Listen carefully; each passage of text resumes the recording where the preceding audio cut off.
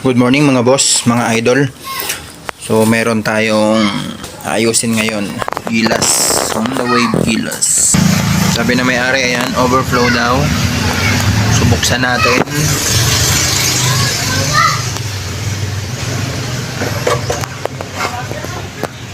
Ayan natin kayo mag-overflow. Grabe, overflow. Ayan mga boss. Ayan o, grabe yung patak.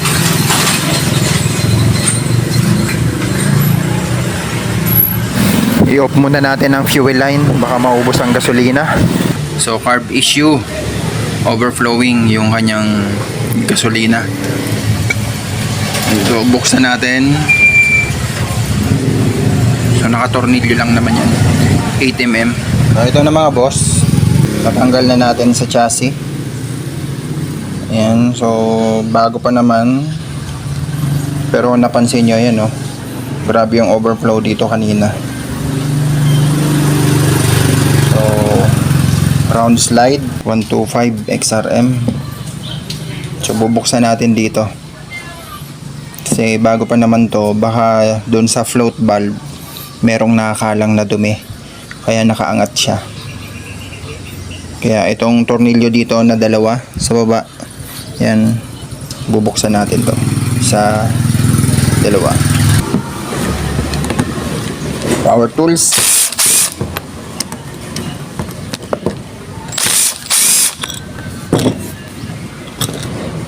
So ito yung cap. Ayan.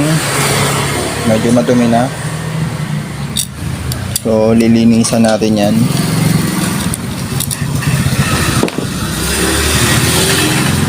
Pwede rin naman na ang dahilan ng overflow ay itong kanyang floater. And pagka may butas yan, so napapasukan na ng gasolina. Lagi na siyang nakababa tulad nito. Yan, nakababa kasi syempre mabigat kung butas yan. So pag yan ang sira yung floater, papalitan nyo yan. Parang may nabibili na ngayon na mga floater lang kasi hiwalay naman sa repair kit yung mga jettings nya.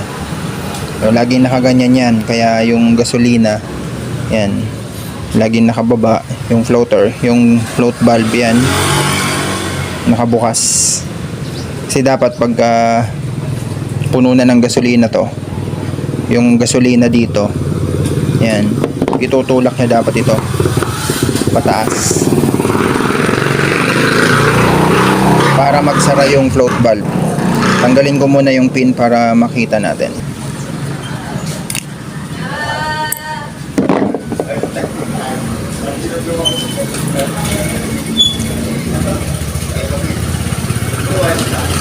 Medyo matigas parang nag-stock up yung kanyang float valve, walang play. Yan o, yun, sa sobrang dumi kaya wala nang play. Ayan o, yan. So dito sa ano nya, sa bahay niya, yan, may nakalang kaya siya nakaangat. Yan o, hindi siya smooth. So lilinisan natin yan. Yun pala ang dahilan kaya nag-overflow. Yan. So pero pagka ito sira, kasi rubber to, kung sakali pwede rin naman na dito yung problema. Pag sira na yan, palit ng float valve. May mga repair kit namang nabibili. Tsaka ito, yan, pag wala na rin itong play, ano, so dapat may spring yan eh. Pag naka-steady na yan, ibig sabihin laging nakatukod. So dahilan para laging nakabukas dito. Kaya yung gasolina, ano, ay tuloy-tuloy yan pag wala na nagko-control, kumbaga dito. So aawas dito yung gasolina, pupunuin yan. Pagka dito ay ano, sira na yung float valve at yun nga, nakaangat dito. So tuloy-tuloy mag-overflow talaga. So ito naman yung jettings nya. Yan, kung barado naman yan, may hagok din yung ano nyo, yung motor nyo. So ito yung pilot jet, needle jet. Ito yung pilot jet. Ito yung nagsusupply sa motor pag nag-start pa lang, wala pang acceleration na nangyayari. So ito yung nagsusupply, kaya dapat ay hindi to barado. Pag nag-accelerate tayo, ito naman sa needle jet, ito naman yung nagsusupply. So pwede naman yan tanggalin, screwdriver lang kailangan dyan. So pakita ko sa inyo kung paano yan tanggalin. So gamit ang flat screw, ayan, pakaliwa lang naman yan.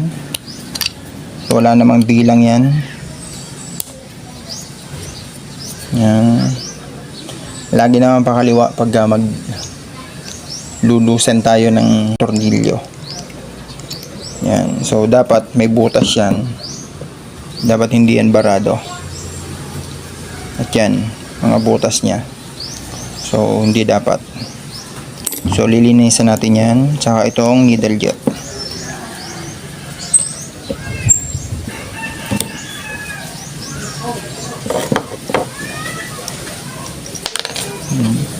Pati ito tanggalin natin. Pero hindi naman barado. Kita naman yung butas sa ilalim. So hayaan natin yan. Bubugahan na lang natin sa compressor. Tsaka ito, linisan natin yan. So linisan ko muna. Medyo hindi ko napapakita sa inyo. Mamaya pag naikabit ko na at pag-assemble. Tsaka dun sa unit,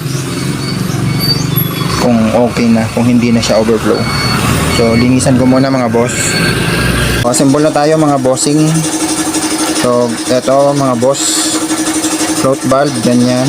Pasok natin yan dito.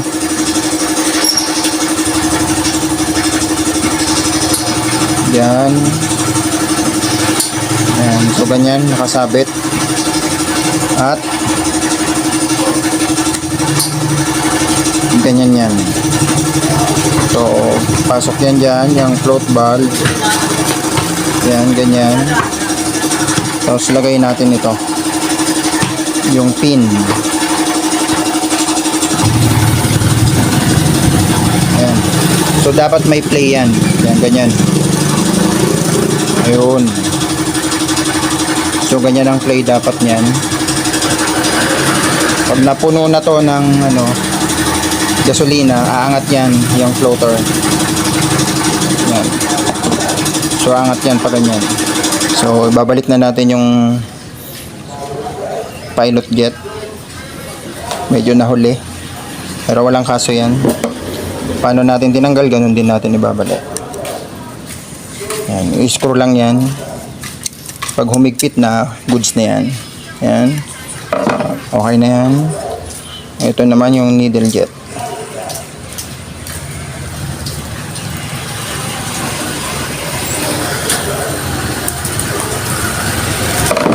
So ganun lang kadali maglinis at mag troubleshoot. So ulitin natin. Pag ito may butas na, yun, sigurado overflow na yan lagi, kasi hindi na siya magko-close. Lagi na itong nakababa. Ayan. Kasi syempre mabigat yung gasolina. So yung float valve yun sa loob, lagi nakabuka, kaya mag-overflow siya dito. Ayan o. Ito mo nakaangat yung overflowing niya, needle yan o. Pag umabot yan dyan, syempre lalabas doon sa dito yan mag-overflow. Kaya ito nilagyan ng epoxy ng may-ari. So pero hindi yan useless yan, kasi dito naman yan na overflow sa gilid, kaya dito sa manifold. At ito pala mga boss, yung strainer, ayan, dito yan nakalagay. So linisin nyo na rin pagka maglilinis kayo, kasi minsan madumi din yan. Ayan. So nalinis ko na to, pero may konting dumi din. So number 17 ang pagbukas nito, yung tools na gagamitin. Ayan. So sa pagbalik mga boss, ganyan, simple lang naman yan. Lagay mo taob, lagay mo yung cover. Number 17. Huwag mo lang masyadong higpitan, huwag i-over tight. Pag naghigpit, okay na yan. So ito na mga boss, naikabit ko na. Ayan. Wala nang overflow. Ayan, naka-on na yung gasolina. Ayan, naka-open na yan. Ayan. Open na siya. So start natin, paanda rin na natin.